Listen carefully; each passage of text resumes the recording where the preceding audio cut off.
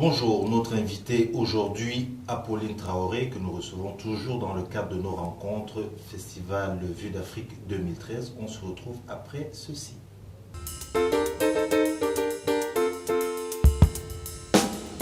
Je vous présente notre invitée, Apolline Traoré. Bonjour. Bonjour. Merci d'avoir accepté notre invitation. Donc, je le disais en introduction, on se retrouve pour un nouveau film, du moins nouveau ici dans le cadre de Vue d'Afrique. Le film, c'est Moi, Zafira. C'est ça. Toujours le même plaisir à venir dans les festivals? Bah, écoutez, on n'a pas le choix. Hein. Oui. On n'a pas le choix parce que c'est le seul moyen pour nous en ce moment de se faire connaître et de faire sortir le film de son cadre où il a été tourné, de son pays. Donc les festivals, c'est une porte déjà pour nous de montrer ce qu'on a fait et de partager nos rêves avec d'autres personnes. Alors, ce qui m'a frappé, et ça va sûrement frapper ceux qui vont voir le film, dès la première image, je me suis dit, ok, c'est la première image, donc après, ça va évoluer, et puis ça peut évoluer. Ce choix du noir et blanc, c'est très rare. Pourquoi? Pourquoi vous avez choisi ça? Aujourd'hui, 2013, on se dit, on va plus vers la couleur 3D. Vous êtes allé dans le noir et blanc. J'ai voulu faire du noir et blanc parce que je rentrais un peu dans la tête de l'actrice principale. Étant donné que quand vous commencez le film, elle parle de son mal-être, elle parle de son environnement qu'elle n'aime pas. Mais comment matérialiser ça? Comment matérialiser un sentiment aussi fort, un sentiment aussi brut? Voilà. On sait que la couleur, c'est la vie, c'est la joie, c'est la beauté. Et donc, c'était une manière pour moi de matérialiser la manière dont elle se sentait dans ce village par le noir et blanc. En fait, elle voit la vie de manière très sombre. Exactement, exactement. Parce que, pour dire, Zafira, bon, c'est cette jeune femme qui, par rapport à sa vie à elle, qu'elle trouve pas sympa du tout, projette sur sa fille, sur laquelle elle fonde beaucoup d'espoir. Le reste, je ne vais pas raconter, sinon les gens n'iront pas. Même si maintenant on a des incrustes de couleurs. Voilà. On s'arrête là pour que les gens découvrent, comment on dit ça, pour que les gens découvrent l'histoire. Le film, est-ce que l'histoire de Zafira, c'est une histoire, je dirais, commune encore aujourd'hui dans l'Afrique urbaine? Je pense que oui. On m'a posé beaucoup la question si c'était une histoire inventée de toutes pièces ou si c'était moi, Zafira, ou si c'était moi la petite fille. Ou bon voilà, j'ai entendu un peu toutes sortes de questions. Mais je réponds en disant que ce n'est pas moi Zafira, mais c'est peut-être un peu moi. Je me retrouve un peu dans la petite fille. Et l'histoire m'est venue parce que depuis que je suis un enfant, j'ai toujours voulu faire du cinéma. Et bon, quand je dis du cinéma, quand on est enfant, on ne sait pas vraiment c'est quoi le cinéma. On se dit, bon, je regarde une histoire, je regarde un film, il y a quelque chose qui m'attire là-dedans, je ne sais pas exactement c'est quoi je voudrais faire.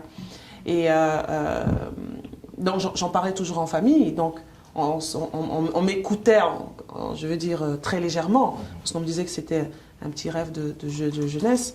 Et donc, effectivement, quand j'ai eu le bac et que je devais aller aux États-Unis pour continuer mes études supérieures, je dis, ben, c'est évident. Je vous ai toujours dit que c'est ce que je vais faire. Et mon père a dit, non. C'est pas possible. C'est pas un métier qui va t'emmener quelque part. Ça veut rien dire, le cinéma.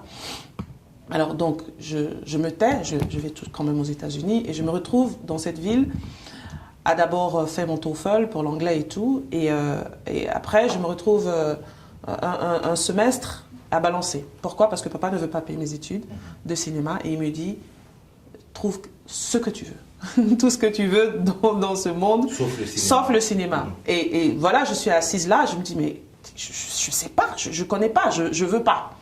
1, je veux pas. 2, je ne sais pas. Et 3, c'est ce que j'ai envie de faire. Et donc, pendant près de 4 mois, c'était bras de fer. Il ne cédait pas, je ne cédais pas. Et finalement, ma mère est rentrée dans l'histoire. Elle a dit, écoute-le, à la limite, fais un diplôme de 2 ans, de n'importe quoi. À la limite, tu sais, il y a l'hôtellerie. L'hôtellerie, c'est facile. Donc, va faire l'hôtellerie, tu as ton diplôme. Et puis après, à partir de ce moment, il ne pourra pas refuser. Donc, je l'ai appelé, je lui ai dit, bon, ok, si je fais ça, est-ce que tu vas accepter? Il m'a dit, l'essentiel que tu as un boulot, un autre diplôme. Comme ça, si le cinéma ne marche pas, tu peux aller ailleurs. Donc, finalement, c'est ce que j'ai fait. Je me suis inscrite dans une école d'hôtellerie. Donc, j'ai essayé de prendre tous les cours en 1 an et demi. Et c'était pénible parce que l'école dans laquelle je partais pour l'hôtellerie était en face de l'école de cinéma que je voulais rentrer. Donc, c'était pénible tous les jours de rentrer et sortir. Et après 1 an et demi, quand j'ai eu ma licence en hôtellerie, j'ai envoyé le diplôme DHL et c'est à partir de ce moment qu'il a accepté de payer mes études de cinéma. Donc, je me retrouve un peu dans la petite fille. En fait, c'est une histoire où c'est sûr que nos parents essaient de faire le meilleur pour nous et de prendre les choix qu'ils pensent qu'ils sont meilleurs. Mais quand on a la conviction qu'on veut quelque chose, voilà, dans le film, la petite, je ne vais pas dire raconter le film, mais est-ce qu'elle a eu le pouvoir de combattre sa mère? Voilà, c'est la question.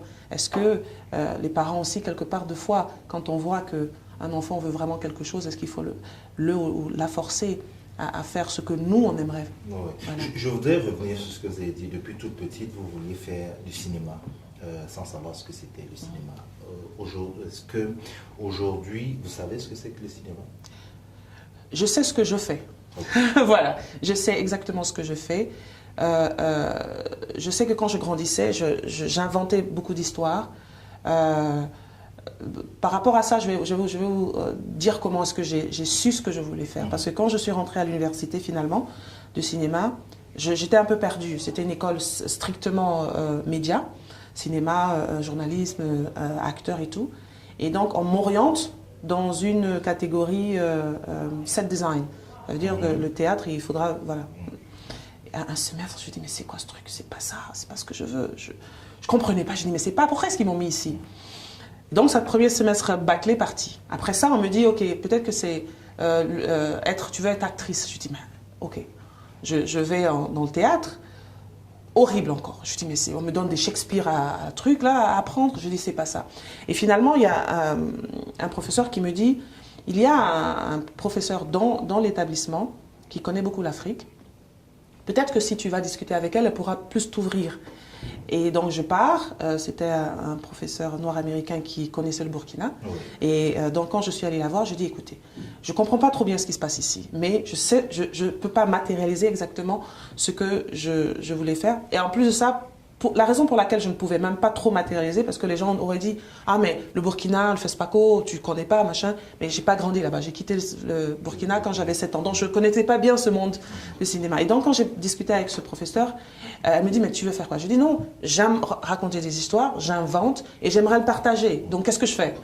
Et elle m'a dit, ok, va dans la production. Voilà, parce que je posais la question, parce qu'il y a des gens qui vous regardent, aujourd'hui vous êtes réalisatrice, qui se disent, mais oui, je voudrais faire du cinéma. Mais est-ce que le cinéma, c'est vouloir raconter des histoires et les partager avec du monde? Est-ce que faire du cinéma, c'est vouloir être comédienne pour qu'on me voie? Parce que la petite fille dans Zafira, sa maman projette et dit, je veux qu'elle soit mannequin. Donc je me suis dit, est-ce que c'est le regard des autres sur soi ou c'est juste l'envie de raconter des histoires? Je pense déjà que le cinéma, de la manière dont il est, c'est de prendre un rêve et de le mettre en réalité. Voilà comment est-ce que moi je vois le cinéma. C'est de prendre quelque chose qui peut exister ou peut ne pas exister et de le matérialiser à sa manière. Donc pour moi, c'est ça le cinéma. Maintenant, à l'intérieur, il y a différentes façons de le faire et il y a différents aspects. Comment est-ce qu'on y arrive? On peut être réalisateur, on peut être acteur, mais tout qu'on fait, quel que soit le métier, même un caméraman aussi, il matérialise ce qu'il il voit par sa caméra. Voilà, un caméraman, bien que ça soit technique, vous mettez 2 caméramans en place, vous leur donnez une image, ils vont le filmer d'une manière différente. Donc c'est un rêve déjà qui est à l'intérieur qu'on a envie de partager. Et pour moi, c'est ça le cinéma, c'est un rêve qui se matérialise, c'est ça. Vous êtes dans le cinéma, on va dire quoi, un peu une douzaine d'années globalement, on va dire ça comme ça. Une petite fille, votre petite fille, je ne sais pas si vous en avez, vous dit maman, je voudrais faire du cinéma. Est-ce que vous avez la même réaction que votre père? Un peu. Je vais vous dire, à chaque fois, j'ai un petit garçon Et mes techniciens me disent ah ben lui, quand il va marcher, on va l'emmener sur le terrain, il va savoir ce qu'on... Je le regarde, je dis, s'il veut rentrer dans le cinéma, si c'est technique, j'ai pas de problème. Mais pour l'amour du ciel, ne sois pas acteur. Pour l'amour du ciel, c'est mon problème. Voilà. Merci pour la perche. Ça veut dire que dans le cinéma actuel, le cinéma aujourd'hui en Afrique, sur le plan technique, vous pensez que les choses vont mieux que sur le plan, je ne dirais pas artistique, du moins sur le plan des comédiens. Vous pensez que ça va mieux plutôt que derrière tous ceux qui sont derrière la caméra? Non, je ne veux pas dire que ça va mieux ou pas. Quand c'est technique, on a la possibilité d'apprendre, on a la possibilité, avec l'évolution, on a la possibilité de connaître autre chose et de s'adapter et d'apprendre et de s'améliorer. Quand on rentre dans être acteur, c'est difficile parce que ça devient un problème de choix. Ça veut dire, quand je dis de choix, plus de goût, voilà. C'est beaucoup plus difficile pour moi parce que de un, il n'y a pas beaucoup de films qui se font. Au niveau de ce développement-là, on n'a pas d'école. Ça, c'est un problème. Oui. Toutes les écoles de cinéma que je connais en Afrique, c'est technique. Donc, je pense qu'il y a plus une facilité. Comédien. Je n'en ai pas encore vu. Voilà, je n'en ai pas encore vu. Donc, peut-être les gens du théâtre qui arrivent à se débrouiller, arrivent à faire des tournées, mais acteurs dans le cinéma, en ce moment, c'est très, très, très difficile. Technicien, je pense que c'est plus facile parce que, voilà, c'est vrai que même s'il n'y a pas beaucoup de films qui se font, ils ont la possibilité d'apprendre, ils ont la possibilité, c'est technique, voilà. C'est A plus B, il y a des choses qu'il y a à apprendre et puis après maintenant tu rentres dans ton talent. Mais même si tu es très, très, très talentueux en tant qu'acteur, c'est pas évident, c'est pas seulement en Afrique. Hein. Donc le monde entier, en Europe. On voit je pense à la fille de Zafira qui rêve d'être mannequin, donc on va la voir. Je pense aux comédiens connus et tout ça. Quand je vous entendais que c'est pas facile. Quand vous dites comédiens connus en Afrique, vous pensez qu'ils vivent de ça? Je ne sais pas, j'en connais 2 ou 3. Bon, 2 ou 3 sur toute la population africaine, mais tous les acteurs africains, c'est assez dur. Je pense qu'un technicien aujourd'hui du cinéma, financièrement, se débrouille mieux qu'un acteur. Voilà. Comme je le dis, par exemple, si vous prenez un Burkinabé acteur qui est très bien connu, peut-être que s'il a de la chance, il va faire un film une fois dans 2 ans, tous les 2 ans. Mais un technicien, s'il a la chance, peut-être 2 fois dans l'année, il peut travailler. Donc vous voyez, donc c'est un peu difficile. Je pense que le métier de comédien est encore difficile et malheureusement aussi, quand on dit connu en Afrique, c'est pas être star quelque part, c'est être populaire. Voilà. Et c'est ça la différence. En Europe ou aux États-Unis, quand on dit quand tu es star, tu es populaire. Mais en Afrique, il y a une différence. Tu as fait un film, à partir de ce film-là, automatiquement tu deviens très populaire, et puis après on t'oublie. Oui. On t'identifie par rapport à un rôle, mais on ne t'identifie pas par rapport à ta performance en tant qu'acteur. Je veux vraiment qu'on reste sur cet aspect, le cinéma globalement parlant. Je sais que vous avez fait un film, un documentaire entre Sous la clarté de la lune et puis Moi Zafira, je pense, sur le cinéma au Burkina. Non. Oui, j'ai participé. Voilà, c'est 2 jeunes qui ont fait ce documentaire et j'ai intervenu dans le. Voilà. Quel est l'état du cinéma aujourd'hui au Burkina Faso, qui est au niveau de l'Afrique francophone? Je pense que c'est catastrophique. Sincèrement, c'est catastrophique. Pourquoi? Parce que, le premier problème, c'est que il faut absolument que notre gouvernement nous aide plus. Le ministère de la Culture nous aide, mais avec très très très peu de moyens.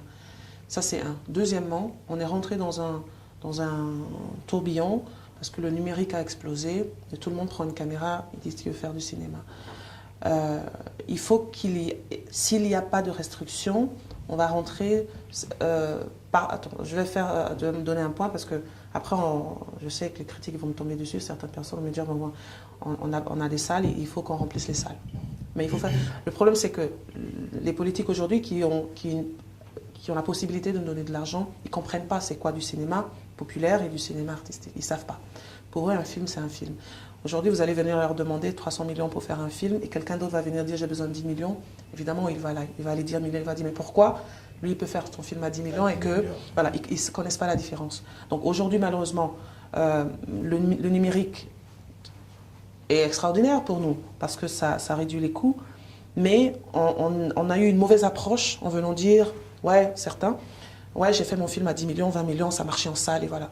Après, donc, finalement, même au niveau extérieur, on dit l'Afrique, vous n'avez pas besoin de tant pour faire votre film. Et aujourd'hui, en tout cas, moi particulièrement, je me retrouve à être limité. Ça veut dire qu'on m'emmène dans un choix de technique que je devrais avoir le choix de choisir. Voilà. Et donc, en ce moment, le cinéma, il est en train de dégringoler parce qu'il y a peut-être, je ne dirais même pas, plus de films qui se font, mais des mauvais films. Des mauvais films parce que quand ils prennent le film mauvais, ou techniquement, on l'emmène au cinéma, il fait rire, donc il y a l'engouement au cinéma, et puis quoi? Bon, c'est bon pour les salles, mais donc on n'a qu'à faire la différence entre le cinéma qui est supposé être commercial pour les salles locales et un cinéma où on a besoin de prendre ça pour compétir au FESPACO, compétir dans les festivals internationaux. Voilà. Donc, vous n'aimez pas Nollywood? C'est pas que je n'aime pas. J'aimerais qu'on fasse la différence. Que ça, c'est fait pour le grand public, pour se faire de l'argent, parce qu'on en a besoin, parce que c'est une économie. Mais ne mélangez pas ceux qui aimeraient rester... Faire du cinéma d'auteur? Exactement, exactement. Je pense qu'il faut vraiment que nous, en Afrique, on fasse la différence et qu'on montre cette différence-là à nos autorités parce qu'ils ne le savent pas. Mais Apolline Traoré, si vous permettez de vous interrompre, le cinéma d'auteur, il souffre autant en Afrique qu'ailleurs. Bien sûr. C'est lié au type de cinéma. Donc, mais ailleurs, ils font la différence. Quand vous prenez, par exemple, Hollywood, vous prenez les grosses boîtes de production, vous prenez les studios. Les studios, dans l'année, ils se disent, OK, on fait 100 films dans l'année. Dans les 100 films, ils vous feront 80 films pour le cinéma. Quand je dis pour le cinéma, blockbuster. Des films qui sortent pendant l'été, des films qui explosent. Mais dans ces 100 films-là, ils vont faire attention de faire 10 films pour les Oscars. Pourquoi? Parce qu'ils veulent leur nom, parce qu'ils veulent aller aux Oscars, parce qu'ils veulent leur notoriété, ils veulent leur qualité. Mais dans ces 100 films-là, il y a 80 films, ils n'en ont rien à cirer, entre guillemets, des Oscars. Mais c'est pour se faire de l'argent. Donc la différence est très claire. Et la différence, vous voyez ce que je veux dire? Il y a l'économie au niveau il y a l'industrie cinématographique qui est devenue une industrie, qui est un commerce. Mais après, il y a ce cinéma d'auteur, donc il y a ces différences-là. Et moi, c'est tout ce que je dis. Voilà, en Afrique, en ce moment, il faudrait qu'on fasse aussi ces différences et qu'on permette, si aujourd'hui j'ai envie de faire mon film dans le désert avec une 35 mm, laissez-moi le faire. Ne me limitez pas par rapport à ABC. Après ça, je ne deviens plus auteur ou une artiste, je deviens une commerçante.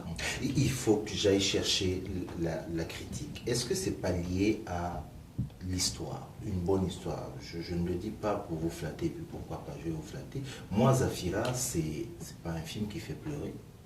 C'est pas, il y a des moments très drôles là-dedans.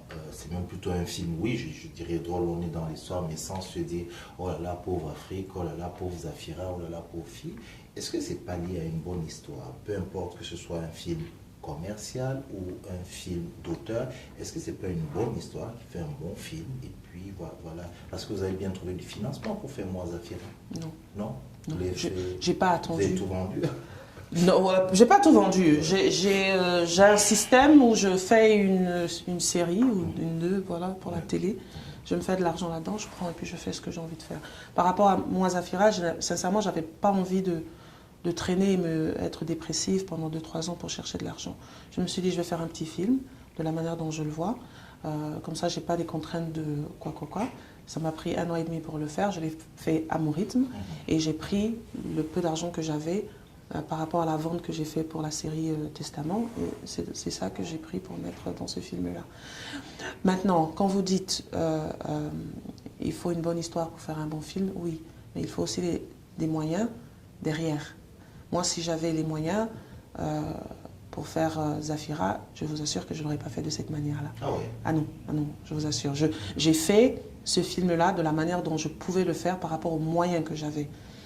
Si j'avais eu plus d'argent, plus de moyens, je l'aurais fait, ça c'est sûr, d'une autre manière. Donc oui, un bon film, une bonne histoire pour nous faire un bon film.